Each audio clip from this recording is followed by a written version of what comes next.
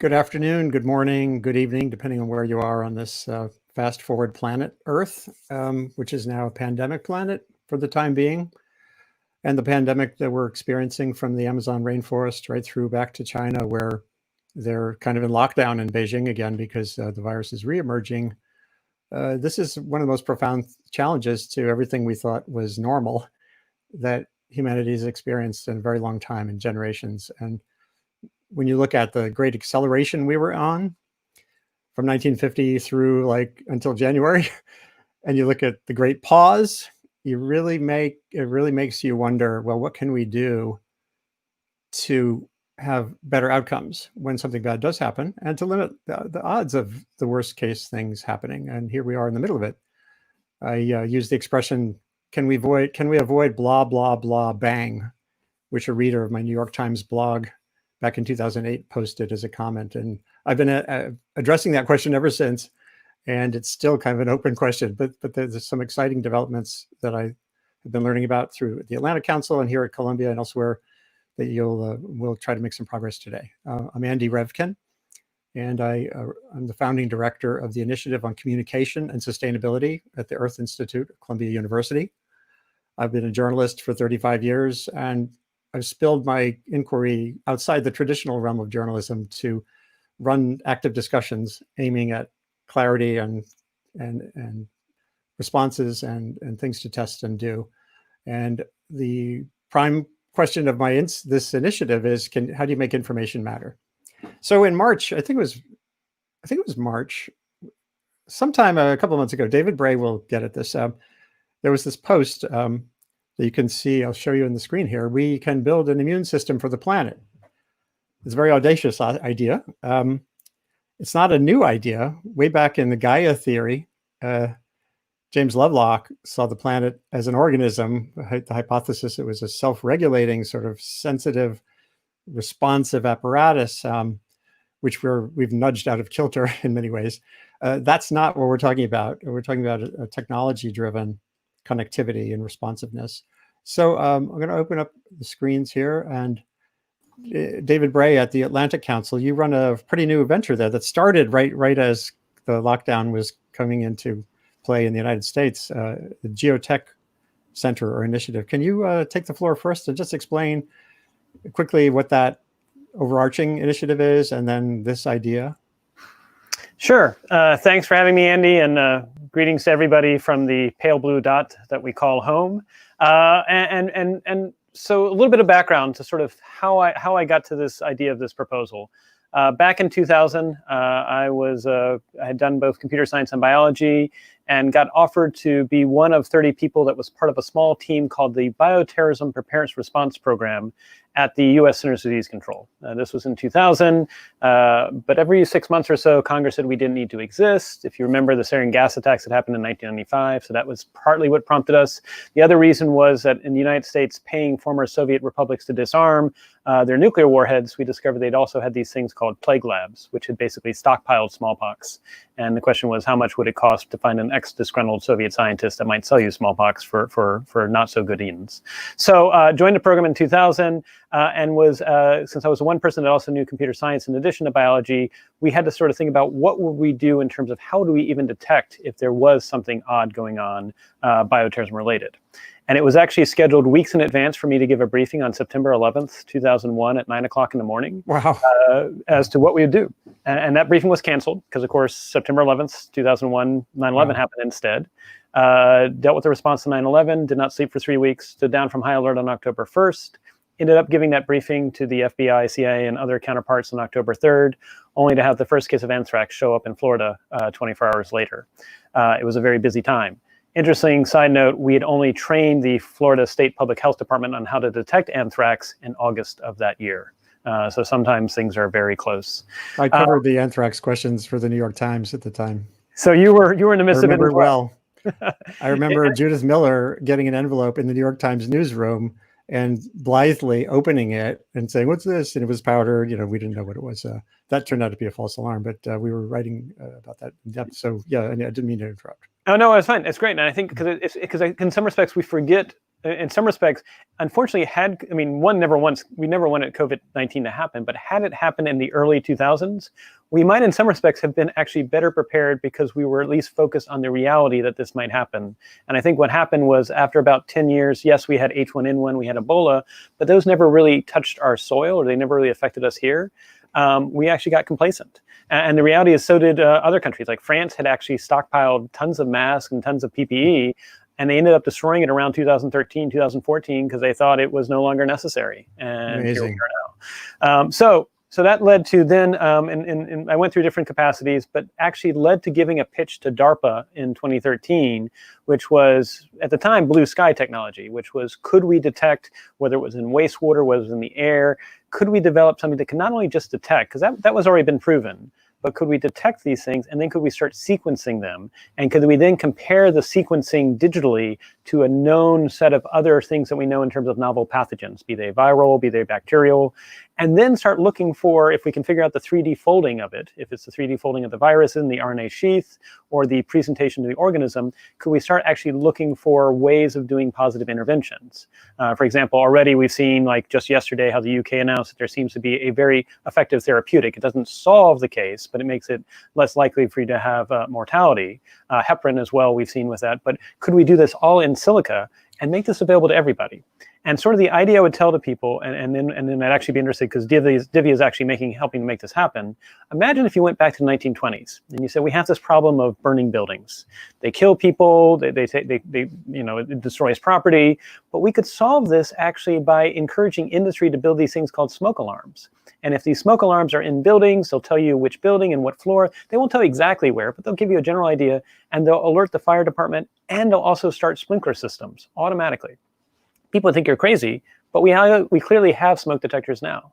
So can we do the same thing for the planet, not just for bio and being more responsive to both whether it's natural or human-produced pathogens, but let's think about climate change. Let's think about other things where maybe what we're facing is a coordination challenge, where right now waiting for governments to talk to other governments to deal with this is insufficient. And so instead, can we instrument the planet but still protect privacy, still protect civil liberties, but make this data available to everybody? So then it's not a coordination challenge. It's more than we've seen the data, let's take action.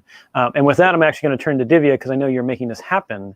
Maybe if you can introduce yourself and a little bit about what you're doing. That'd be great. Before you start, there was one element that you and I talked to, and it's in the news headlines right now too, which is about Beijing having that magical capacity to shut down a city, and as they're doing now again. And the United States has a very different approach, and the idea that that open societies have a particular challenge here. Are there aspects of China we would not want to emulate, even as we pursue this? So David, you could just give a brief thought about that, and then sure. Well, that's why I'm at the Atlantic Council. I got approached in 2019 to say, would you like to create a new center focusing on how technology and data change geopolitics and how geopolitics change technology and data? And I was already working with VentSurf in a capacity focusing on how the internet needed to be more people-centered.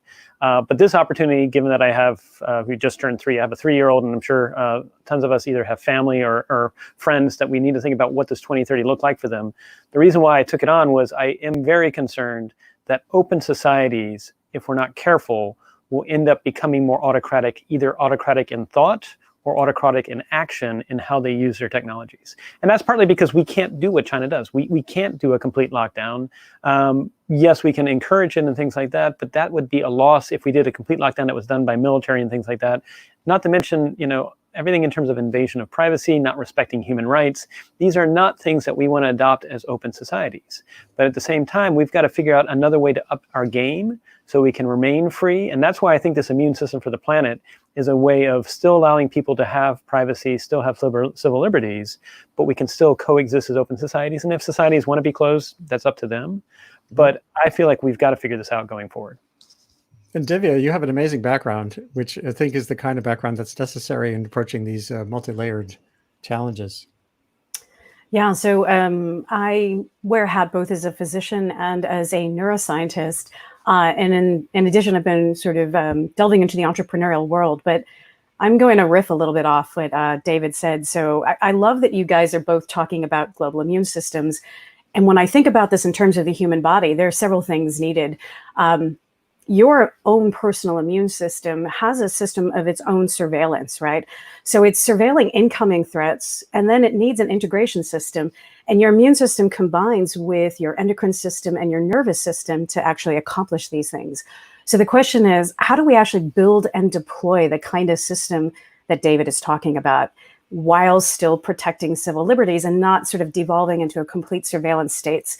Because it sounds like both of you have a lot of experience with this. Whenever people are fearful for themselves, they tend to give away a lot of civil liberties, and it's really difficult to claw those back. So that's the kind of thing I don't really want to see happen again in the wake of this pandemic. So on one side of things, with a company that I co-founded called Plexus, we're trying to build the network fabric of this new global immune system. And so what does that mean? A global immune system right now on the technological level has the same problem that, say, healthcare has, which is that there are many, many disparate data streams coming in. And if you're going to take in passive monitoring, like David was referring to, things like sewage water monitoring to see what the viral load might be or where new hotspots might be developing. But at the same time, we've done 2 sessions on that very question. Yes, but you're going to try now and combine that with COVID testing and contact tracing, and then maybe a telehealth platform. And then what happens if you happen to be one of those people who's wearing a Fitbit, and it turns out your changes from your baseline heart rate might actually indicate that you're also infected. So there are a few things that you can do. One is you need to be very deliberate about how you name things so that there is a naming convention or taxonomy that can be used to label data so it becomes actionable. And that data has to be clean and well-defined. And it has to be done in a way that data from the United States can be combined from other areas where they don't speak the same language and don't use the same nomenclature that we do. The second piece of it is you need to act upon the data potentially centrally, but you don't necessarily need to store that data centrally. And one of the keys of what we're building is a decentralized nodal network in which data can be kept on what we call different kinds of edge devices. That edge device could be your laptop, it could be a smartphone, it could be citizens doing citizen science and contributing that kind of information, or it could be a telehealth platform or something that's encrypted on the Salesforce cloud. Wherever this data exists, we should be able to pull it into the system. And we do that by developing the right protocols and authentication handshakes. So everything's encrypted. You don't have to say exactly who you are, but you have to let everybody know that you're for real. You're not a bot. You're not trying to tip the system in the wrong direction.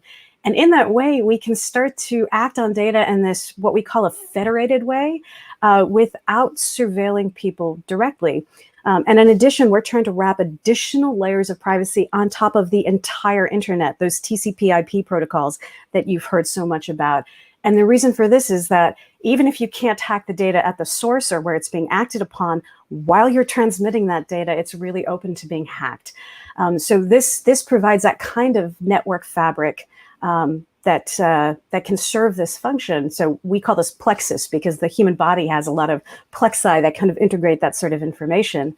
And then at some point we can even start talking about all these different sensor technologies because biosensing technology has become really, really exciting. And when you combine it with things like artificial intelligence and crowdsourced data, you can create something that is agile and decentralized and distributed that would tell us when the Earth is about to experience a new outbreak.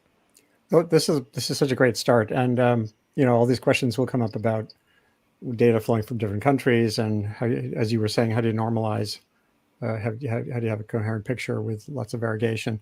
I'm sure machine learning or there's ways to do that. Now I'm going to turn to a guy who lives in data and lives at that intersection of data and getting things done in the world, Bob Chen, at Columbia's at the Earth Institute, at the component that's CIESIN, and I'll let him explain what's going on there, and then you'll hear from a colleague, Sandra, who is again our interface with on the ground questions, and whether it's in Mozambique or elsewhere. So Bob Chen, greetings. It's good to see you again. Hey, Andy, good to be here, and interesting start to the discussion.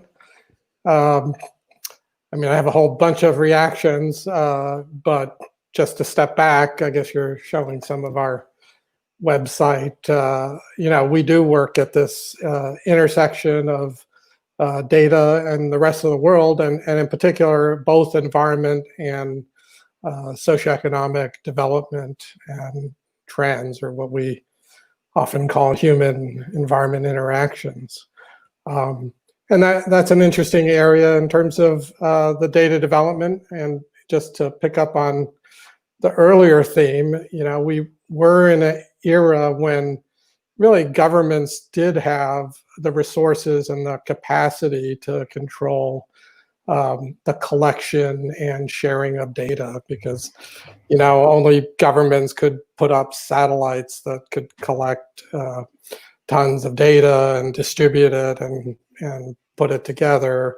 Governments had the networks and the sensors and the internal experts. But part of the change we've experienced is there are now, of course, many companies putting up satellites and drones and other sensors, and the internet all provide capabilities, not just with different levels of government, but civil society, private industry, and some of them bring capabilities equal to, if not greater than, some of the current government agencies. And a mutual friend of ours, Andrew Zali, I think we met with him a while ago. I got to show a little clip. I just realized how relevant it is to what you're saying. Let's see here. At a meeting last September, which seems like 1,000 years ago in Manhattan, Andrew is there with Sanjay from one of the conservation groups and someone else. You don't have to hear the sound. You'll see. These are, again, this is private satellites. And he's showing the detail and the temporal detail. This is day by day, even hour by hour. And this is a dispatchable satellite showing a particular deforestation pattern in a particular road in the Amazon. And it's just astounding to think what capacities are now in the private sector. And Planet has a significant branch that's focused on nonprofit or public good kind of aspects. So anyway, I just thought that was worth showing, just because it's highly relevant, and it's an explosively growing area, right? Yeah. Now there's lots of these companies. It's not just the satellites, the computing power that these companies can bring. I mean, I always tell people, take 5 or 10 years to apply to a big agency to get some of the computing power that the private sector has at their fingertips. And on the other hand, private companies can't do everything. They do things at the whim of governments. They have to interact and worry about the pressures of society and social media now. So I think part of what I've been hearing is how do you construct something that takes advantage of the strengths of the different communities and overcome some of the disadvantages. I mean, governments can turn something off on a whim. Some congressman says China and US, thou shalt not talk to each other because of some political reason, and that happens, or a conflict breaks out or something else. We offer some data that comes from a network called the National Biological Information Infrastructure that was turned off one day years ago, and then the data was sitting on computers and nobody could get to it because the government employees were told, you're not funded anymore. So we're seeing that vulnerability. Not that private sector companies don't have their own vulnerabilities and recessions, but looking for the combination of strengths and the ability to push each other, keep each other honest, compete in terms of innovative technologies. I think that's, it's not that we don't have the technology to do it, it's how do we do it in a way that's robust and open and helpful to a wide part of the world. And that's a good point to turn to Sandra. What I'd love to hear more is what's actively underway right now in places with the greatest vulnerabilities to integrate data in meaningful ways that work on the ground. That seems to be the hardest step to me in many parts of the world, including the United States. We have great information from epidemiologists on what to do. So a lot of the models are rough sketches. The data are unclear. You don't have a lot of testing, but it's pretty clear what to do and not do. And look what happens. But maybe Sandra Battista, who is a senior research scientist at Columbia, and also working on Grid 3, which I'll show folks an image of what they do.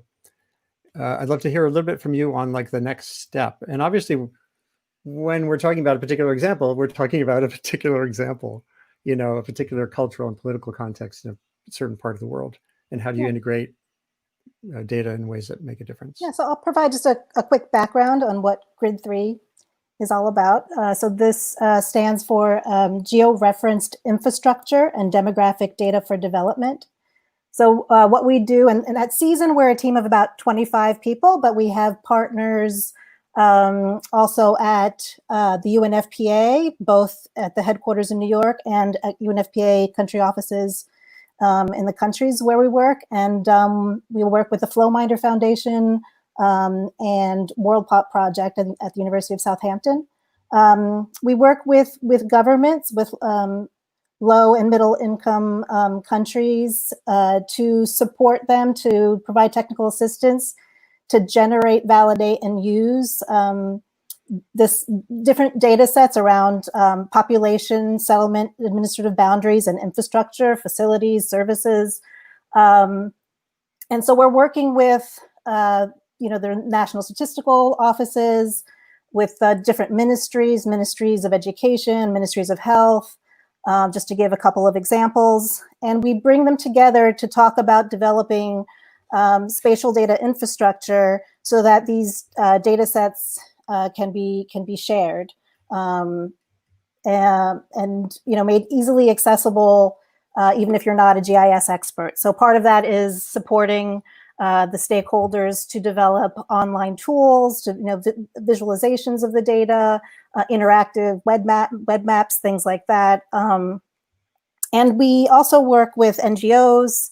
So we'll find different NGOs that also have partnerships with some of the government institutions that we're working with the private sector as well. And so the idea is to try to bring together these different data sets, figure out what their strengths and weaknesses are, fill in gaps together, find ways to co-produce data sets like a settlement layer with place names, for example. And we're using satellite imagery to extract inputs to produce these data sets.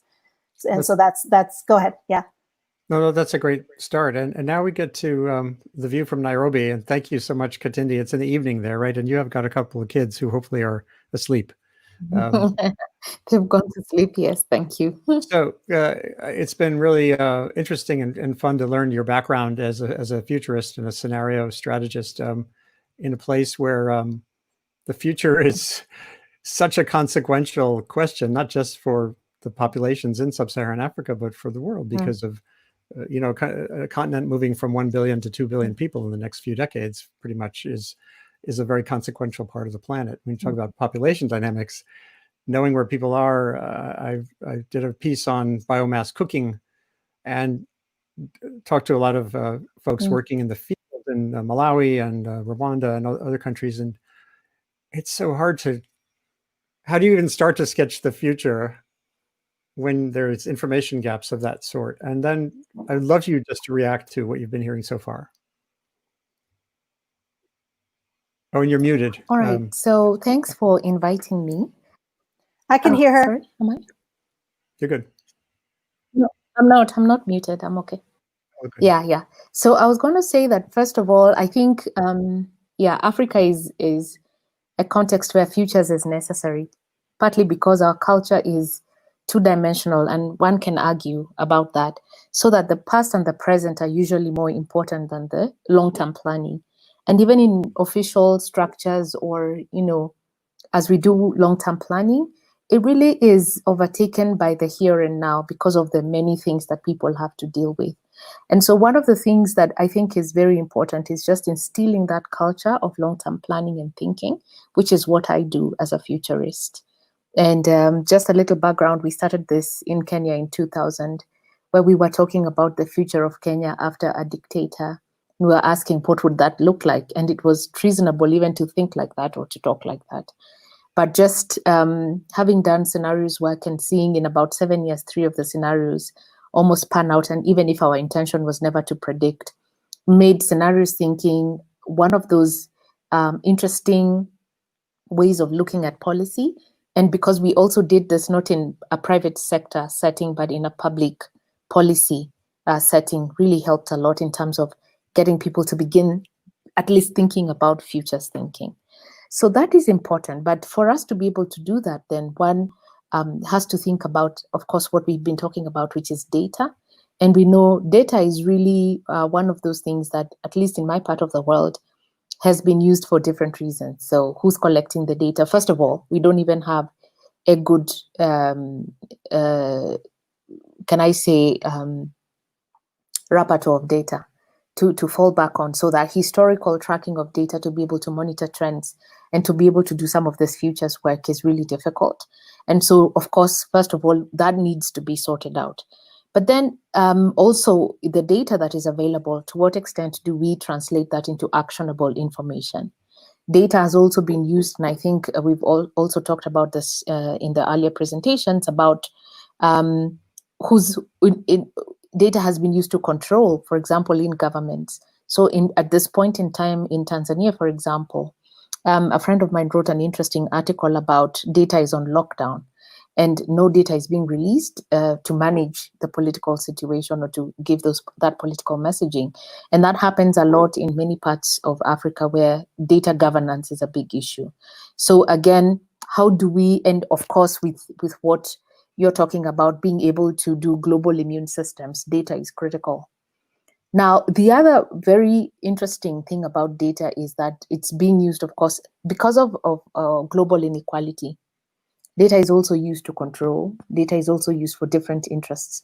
So if other people, for example, Sandra's work, and I find your work really remarkable, and I'll definitely visit your site, is when the data is collected by other people, who's I suppose there's the element of trust and the element of whose interest and what is it being used for. And then if it is collected by someone outside, for example, myself and my setting, and myself here is just a representation of what does that mean for us? Do we trust the data? Can we use it? And so forth.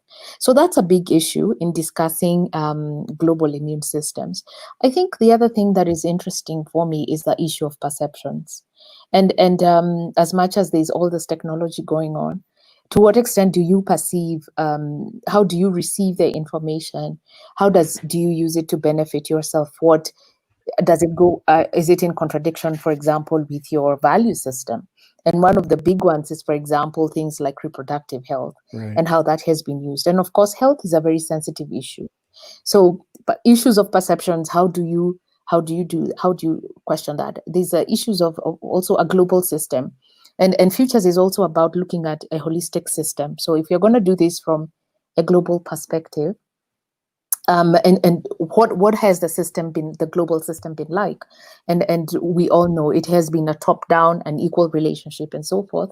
And so how do you then have a global immune system that is acceptable for all, and that in a sense closes those inequalities? And I think that's a really important maybe point of discussion when you're thinking about a systemic approach to a global immune system. So there's a practicality of the use as well of technologies, and the cost of technologies, and the simplicity of using that, issues of trust, issues of value-based,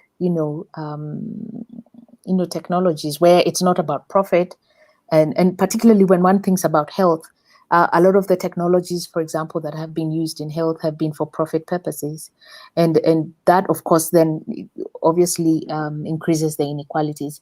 So one would want to ask, to what extent is that technology being used purposely for human-centeredness and not necessarily for profit? So those for me are important questions to ask, even as we discuss. And of course, it's a really useful tool. But if those things are not addressed, it circles back to the same problems we've been trying to address.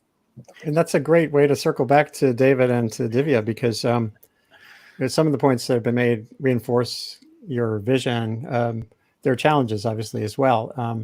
So maybe David, if you could start with a little bit of a reflection on what you've heard so far, and then we can zoom in on some next steps and questions. And I want to thank really great comments from everyone. And I don't know if I'm necessarily going to be able to capture them all in this first attempt. So no, please, that's fine. It's a conversation. Hold me responsible. And by the way, we can have a conversation. Anyone can. Good, yeah, because I don't know if I'll be able to cancel it in one way. But I would say, let me first start at the 5,000 foot level and then zoom back up and then zoom back down. So one of the things that in the bioterrorism program that we knew about severe acute respiratory syndrome probably about 5.5 months before China finally admitted to the world that there was a problem with SARS back in 2003. And the reason why we knew, one of the ways we knew, was the price of garlic. Garlic is seen as a cure-all, and if you see the price of garlic go up tenfold, that's an indication that people are doing a run on the market for garlic. And if you know it's in the regional context that it's a cure-all, that can at least allow you to ask the questions. Now, the trouble was, of course, the US government asked the Chinese government if anything's going on here. We asked twice, actually. Each time the Chinese said no. And that gets to the other thing is you have to understand the cultural context. In China, of course, they've had revolutions in the past. Public health is seen as a national security issue, and so they don't talk about it, not necessarily because they're trying to hide it from the world, but because they're worried about instability and what might happen as a result. And so understanding that context is important, but it also shows that there are data points that are harder to obfuscate or turn off that gets to what Bob was saying than others. And so we're not just talking about data in terms of actually, is there a pathogen here or not? But there may be economic indicators. There may be, again, we know there's observations from space. Are we now seeing, for example, I don't know if anyone's done this analysis yet, but I would imagine there's probably at a point in time when we started seeing people in North Korea spend less time outside, more times in homes. That might tell you something's going on if you were looking at that. And so there are other things that can be done with it. And so that's the first thought in terms of different ways of trying to piece together this puzzle and how it can come together. But the second point I think that was very well said is data by itself is insufficient.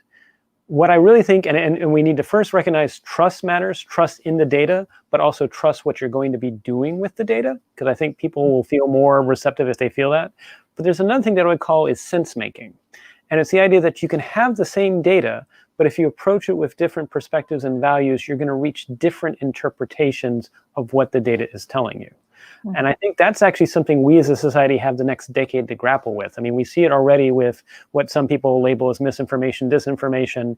While that's definitely happening, I think a lot of cases it's different people are approaching the same thing with different sense-making models and reaching different conclusions about X is good, Y is bad, or something like that. And as we go to an era in which it's not just humans making sense-making of things, but now potentially AI and algorithms making sense-making, we've got to get a better handle on data is nice, but this next foundation of sense-making is going to be so core and important. The last thing I would say, and this does get to that trust point, because I think it's so key, especially in open societies, we need to think about whether it's citizen juries or other ways of participation, so it's not just something that's either government-led or industry-led. For example, you can look at what happened in the United States when Google and Apple announced that they were going to offer contact tracing. Even though they were very, very well intended, they put in privacy protections. Still, at least in the United States, according to Pew, 3 out of 5 people didn't trust it. But imagine if instead they said, we're going to work with a nonprofit or a series of nonprofits in academia to create these citizen juries that will be participating in verifying that the very transparent mission of this activity is the only thing they're doing. There are no backdoors. They actually are forgetting the data after 2 or 3 weeks. That, I think, would make people feel more involved. And so it's not something being done to them, but instead they are participating in it. It is people-centered. I think that's at least a hope for open societies. But again, it gets to your point, Andy, that there are certain countries that don't care about data privacy or human rights or intellectual property. And so they may outperform in the short term simply because they'll hoover up everything. Meanwhile, open societies are fighting amongst themselves about how do we even begin to do data efforts. So I think sort of swinging behind an immune system for the planet is what can we do to make this more of a citizen participatory effort that spans borders and spans geographies, but still allows local communities the ability to actually say, you know, I'm not really comfortable with this being monitored, but I am okay with this, or I'm going to make sure and verify that you are actually forgetting the data after 3 weeks. And so I think that's what's necessary, because open societies, if we don't solve this whole data trust issue, we will have a coordination challenge that'll hold us back in the next 5 to 10 years. And if we don't solve it, it might be game over a decade from now. That is so resonant with me, because just last week we had on, or 2 weeks ago, Heidi Larson, who runs an organization devoted to vaccine confidence. And it's not trying to sell people on the value of vaccines. We know that doesn't work, in many contexts. But it's all about what you were just saying, that if you're going to build an effective immune system for the planet or an effective vaccination program, or I assume this is talking to farmers about a new technology, if it's not sort of a co-production of action, a co-production of the tool itself, not just co-production of knowledge, you don't get there. And she said, there's a quote here on the program. She said the levels of trust are very variable, even in advanced countries, not just the US. We think about anti-vax being very powerful here. And she said now or actually, 2 months ago was when we needed to start to prepare the landscape for when a vaccine emerges from this big competition. So this is what you're saying is really important. And Heidi, I'm going to be doing another episode with her. She has a book coming out called Stuck, meaning vaccination stuff, that I'm going to do a session on here about. And have you guys tracked that work? It's a little different than the sensory part of what you're talking about. Right, and I think we are tracking both that. We're actually, the other thing we're tracking separate from the immune system for the planet idea, the global food system, the reality is actually fairly vulnerable, but we actually don't know to the extent in which it's vulnerable. And this was another case where the example of DARPA that I gave in 2013 when I made this pitch, they said, that's great. Can you come back to us in about 3 or 4 years? We have these things called Afghanistan and Iraq going on. Come back to us in 3 or 4 years, and here we are now. But interestingly enough, with the global food system, we equally have been making pitches for about 3 years about, can we instrument the global food system, because it's maximized for efficiency. But when you maximize for efficiency, you make it very susceptible to disruption, whether it's human caused or natural. And we know, for example, locusts are a problem in Africa at the moment. There are massive disruptions as a result of COVID-19. People aren't planting crops that they should be planting now, or even harvesting, because unfortunately they're in lockdown. And without getting a handle on this, again, in a way that is co-produced with farmers and with different communities across borders, we will have regional famines, and we might even have a global famine that might be as bad, if not worse, than COVID-19 in a year or so. And so it's, again, this idea of how can we do this together? Because otherwise, if we are so not trustful of each other that we can't even work together in open societies, again, I don't want to show that autocracies are the better model. That's why I'm at the Atlantic Council, but right. They will outperform. I know this will resonate with Bob and Sandra and Katindi. So maybe, but Divya, I wanted you to weigh in a little bit more too on the design question. When you're designing a system like that, how much of it is, it's so simplistic to say which half is more important, the sensory half or the delivery half, but how does that feel when you think about the challenge? I actually would say that they are both equally important. And again, there's been so much good stuff said, so I'm going to try and maybe just respond to a couple of points. Yeah. Let's actually start with the trust issue. I'm going to now go back to being a neuroscientist, and we are a very, very trusting species, but we're only trusting of people within our in-groups. And the reason for that is actually survival. This is what we evolved to do. And so once you've developed trust in leadership or community, you tend to give that away without using basically your cortex. That's very expensive to keep calculating risk. But on the other hand, you tend not to let in other kinds of data. So if we are to work with the way humans are wired, one of the things that we're going to need to do is to find community leaders and storytellers on the ground to spread our messages, because you can't really have it coming from a government on high or some NGO coming from another country telling someone what to do. That's just not going to resonate. We as people don't receive information well this way. So I think that trust building is actually a very local process, and we need to be able to work within these local processes. The second piece of it is that if people are more empowered to share data in the way in which they wish to share that data, and they understand what it's being used for, this sort of participatory data economy becomes something very different than a surveillance data economy. So if the systems we're developing and others are developing allow for data ownership and encryption, and then for them to say, hey, someone wants your data to act on public health, are they allowed to? And you will then give up your data in such a way, but you'd also understand in which way you are being protected. That's a very different model than people basically, it's like a violation of self when somebody takes your biometrics or your tests for their own purposes, even if they tell you it's to protect others in society. The third piece of it is many groups on the ground have reasons to distrust.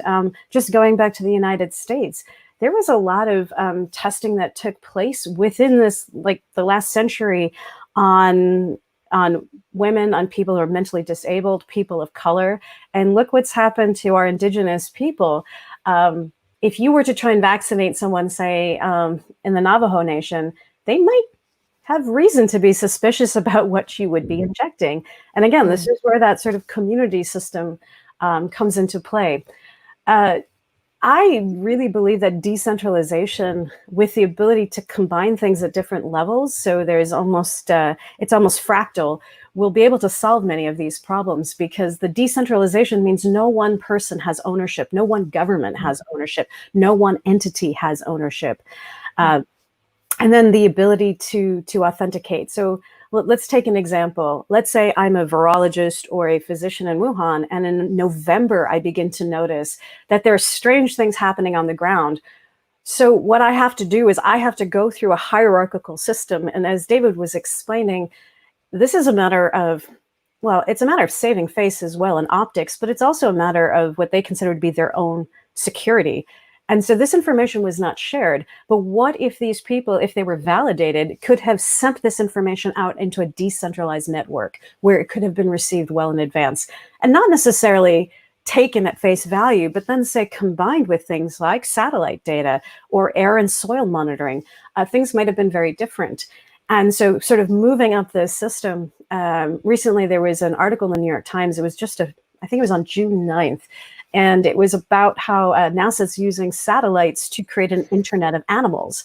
Why is this useful? Well, you can follow animal migrations across the planet now. You can see what the effects of climate change are. You can see where animals and humans may be encroaching on one another's territory, which leads to zoonotic spread.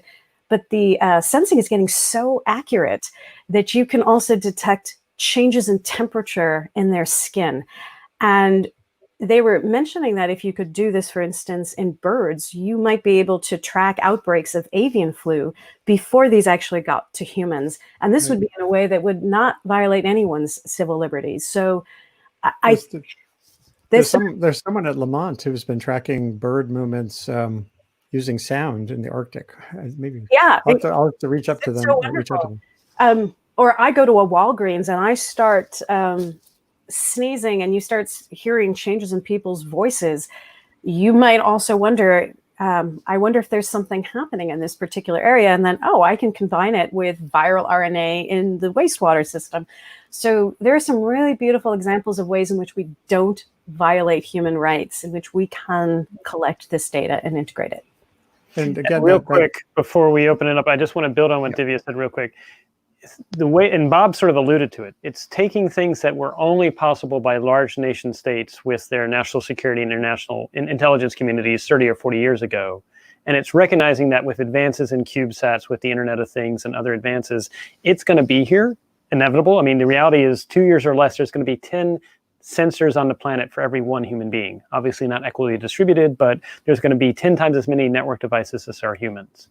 And so if that's the future we're facing, we have a choice of surveillance state, which I don't think we're advocating for, surveillance capitalism, which I don't think we're advocating for, or this third way of some participatory dignity choice approach that says this is happening, barring an EMP event or solar flare, the planet is going to be instrumented. How can we make sure it's actually empowering citizens and individuals, respecting privacy and civil liberties, but it's actually being used for good versus alternative, more autocratic means? That's such an interesting framing. Kadindi, and then I know a lot of this relates to his work at CSIN IRI and Grid 3, but Kadindi, what do you think about that last few minutes there? Yeah, so I agree with you completely that there has to be some form of trust that has to be created. And of course, it's here with us. I mean, we have to decide what kind of data governance we are going to adopt. But having said that, I think one of the most interesting things for me is also the issue of context and culture that I think came up earlier, that I think is very interesting, because when I think about innovation, I think about the M-Pesa, the mobile money innovation. And for me, that really is very interesting, and how successful it has been, in a sense, to what can I say? It's like it was an informal process that started and completely overturned the formal banking process. And it comes to me as an interesting way of doing technology and having it more acceptable and adapting. Is that the bottom-up approach to me is very interesting, because then it takes into account people's cultures, because people don't, technology is not used the same way everywhere. The same technology, just as data, has different uses by different people, and that's why you cannot prescribe one thing to everybody. And so that context is really important, and the issue of co-creation is so important, and particularly having, those indigenous knowledge and not ignoring that as backward is a really good infusion into building what can be a global, for me, is something that is a global technology that can help all of us. And I think one of the other things to me that is important is the fact that the formal systems have been very, bureaucratic, top down, of course, very, can I say, bullies, and in a sense would want to destroy things that organically emanate from the bottom. And I think it's time we need to change and shift that for better success, because the co-creation, the inclusiveness is able to make us more successful. So culture would help us in taking that cultural context into account, and just bringing that on the table to be able to even help processes to be more adaptable, I think for me would be where the success would be. This came up briefly. I'm just going to add one element here. At last year's American Geophysical Union meeting, where I ran a panel on water issues and options, environmental health. And there was an amazing example in Navajo country. The river had been terribly polluted by a spill from a gold mine. It turned yellow. It was in all the newspaper covers. And then it got clean pretty quickly, but people in the Navajo villages weren't starting to utilize the water yet because they had lost trust. And the reason they regained their trust was, one, because they consulted with local elders on what are the policies of the Navajo for dealing with environmental problems. But one of the scientists is Navajo. And this gets to an issue that was in all the headlines this past week, and will resonate for years to come. Inclusion. The sciences, technologists, making sure that community of creators is just as rich and varied as the world that we're hoping to help foster sustainability. And that example was so powerful. It was really interesting. And so Bob and Sandra, what like if we had an action list at the end of if we had to rush to write down 2 or 3 things that we could all do together, or list a couple of names, like who's not in this conversation, absolutely should be, that would be a great start. Well, what's coming to mind to me, and it's something I've been thinking about a lot, is how do we create spaces and communication channels to bring together, to co-produce both in a bottom-up and to bring the top-down communities and the bottom-up communities together. So, for example, in the Grid 3 project, we spent a lot of time engaging with the national level government agencies, ministries, to understand what their mandates are for the types of data that they produce, and what their relationships are. Sometimes they are working together, even though one institution may have the mandate. They may work with one or two other ministries or entities to create those data sets. So, for example, in creating a settlement layer, or in the process of delineating, administrative boundaries, those kinds of things. So these are the national level institutions that communicate to us what their processes are, what their needs are, and what their plans are for disseminating their current activities, as well as their future plans for disseminating the information, the data information, publicly or to particular stakeholders. And what we've been seeking to do, so this is a way that we define specific use cases. So that may be, improving the maps, in places where for example, there's paper-based maps for, providing immunizations. And because of that, not all of the communities are being reached. So the process of developing more accurate, maps of populations and settlements helps to improve coverage of immunization, as an example, or in the case of combating malaria, improving the distribution of bed nets, or the treatment of homes to reduce the populations of mosquitoes, those kinds of things. So having those improved data sets serve very practical purposes or very specific uses in mind. But if you create spaces, so we're also developing what communities of practice, so that other groups can participate. And I think a key piece of that's also an aspect of GRID is to train the data producers on metadata standards and data documentation, so that there's, and often, usually at least in Mozambique for sure, there's a specific entity that's responsible for the national data infrastructure, spatial data infrastructure, and already have activities in place to develop metadata standards and to produce public platforms so that so that anyone can access particular data sets. So I guess, but what I see lacking is there's maybe not enough spaces to develop those communities of practice, to bring together more people from the NGO sector, for example, or from the community level. So I think that's one area of action. And what's realistic, because in a lot of the places where we work, people don't have access to the internet. Yeah. So how do you make those connections? And that gets to some of these other tools, WhatsApp, and we heard about M-Pesa, and I know there's integration of SMS and WhatsApp with farmers and some components of this system that probably could be utilized here too. And I just was looking up surveillance. There's surveillance, which is French for sur, means from the top down, and surveillance, which I had not heard that word. We do it to each other. Yeah. Yeah, it comes back a long time. It's been around a long time, and that's this capacity for communities to be the data generators. There's a woman named Angeline Nayar who went to the Columbia Journalism School a while back, who launched a website a few years ago called timby.org. It's TIMBY. It's This Is My Backyard. It's an app for downloading. So if you're in a region with illegal deforestation, you can create your own mapped story about what that is, and that data is actionable in court. And like, that seems to be one tool, one kind of capacity that might be a component of this system. I don't know. Now, Bob, so where do we go from here? Yeah, I want to kind of get at that. I mean, I think on a couple levels, there are a number of initiatives on the ethical use of data, on open access policies towards data, crossing governments.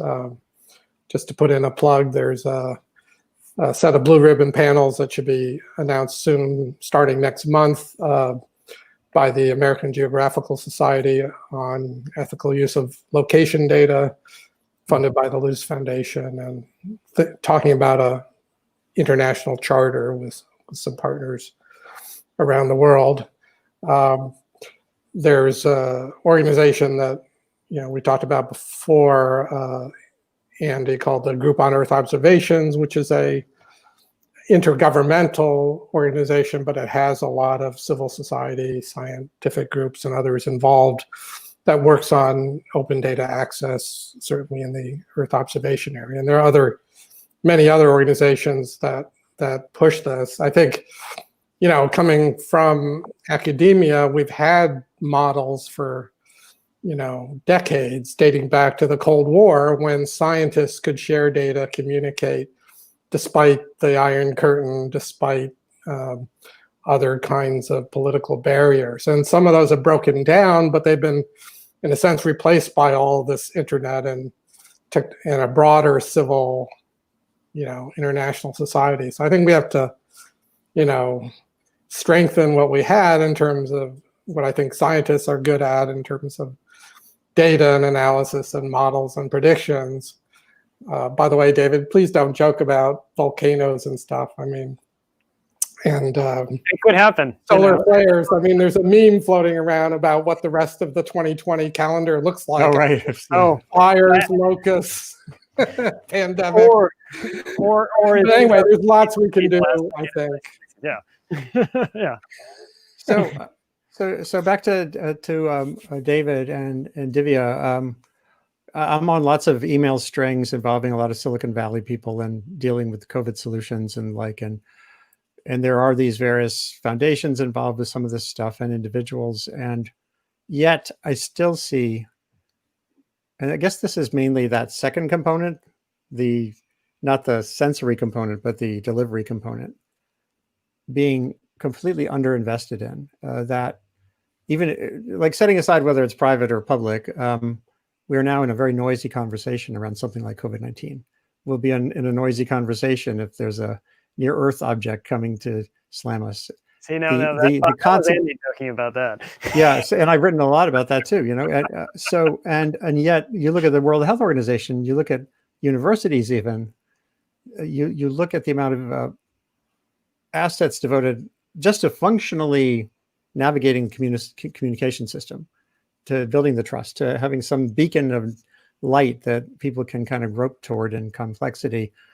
It's a ridiculously small component of our overall efforts, it seems. And the social sciences, which inform all of that, also don't really enter meaningfully into the picture of budgets. The National Center for Atmospheric Research fired 20 years ago. They fired one of their last social scientists, and he ended up getting rehired to Colorado. So it's like a complete discounting, it feels to me, of that. The information landscape is like an emergent component of the Earth system that's so big and so consequential, and yet we still are just like diddling around when we think about how much to invest in understanding it and taming it.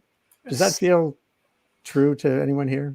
It does, and maybe if I could, because I recognize we're getting tight on time, but maybe a few quick thoughts is bringing it back to how you opened the conversation about, there was a talk about, an Earth immune system separate from this.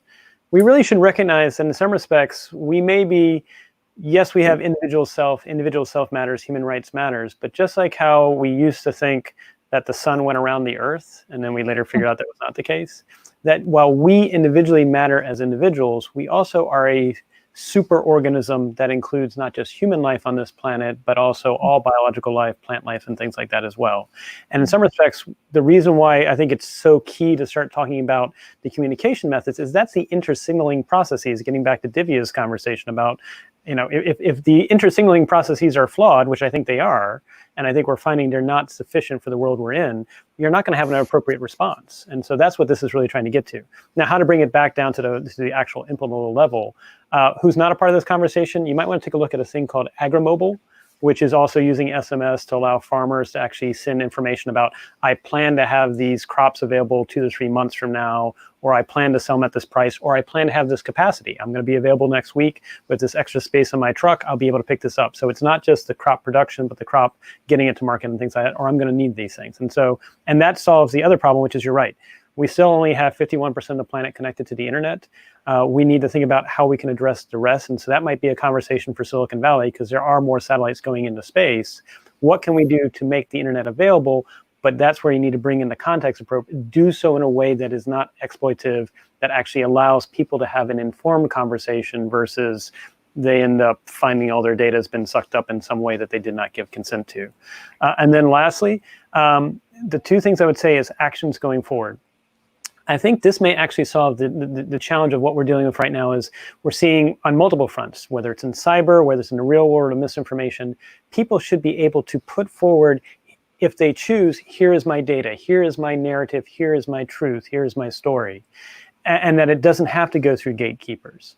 But we haven't really put we haven't given them that ownership, as Divya was mentioned. Instead, it's either done without their consent, or it's centralized in a way that removes context. Mm-hmm. And so really, if I was to embrace Silicon Valley, I would say you spent the last 3 decades creating platforms that did not empower people to make their own choices. Let's use the next decade, whether it's for the immune system, for the planet, or for food or other things, to give back choices to people, because this is so pivotal. If you want to still have open societies going forward, if you want to still have free markets, you've got to give choice back. And then to step forward, let's do some pilot projects. Yeah, that's such an important thing. And, you know, I did a session just yesterday on communication innovation for Columbia University faculty, students, and others. And I'm launching a project on Monday. Every Monday, we're doing a Thriving Online.